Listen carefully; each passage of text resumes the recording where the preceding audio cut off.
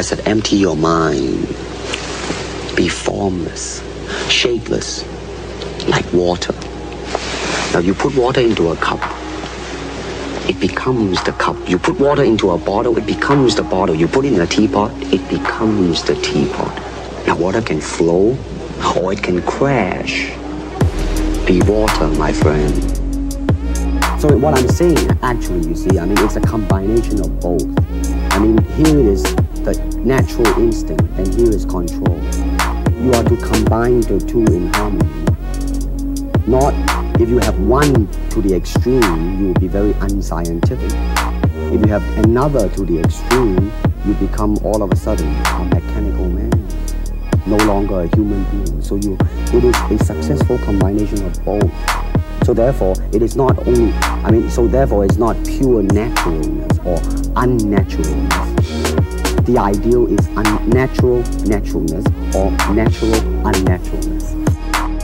When you're talking about fighting as it is, with no rules, real fighting, well then baby, you better train every part of your body.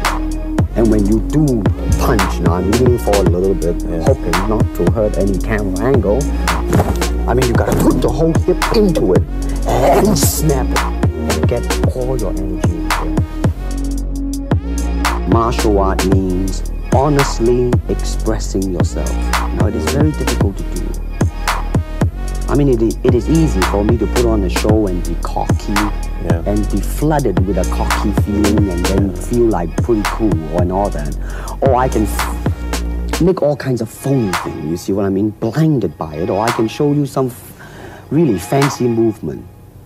But to express oneself honestly, not lying to oneself, and to express myself honestly, now that, my friend, is very hard to do, and you have to train. You have to keep your reflexes so that when you want it, it's there. When you want to move, you're moving. And when you move, you are determined to move. Not taking 1 inch, not anything less than that.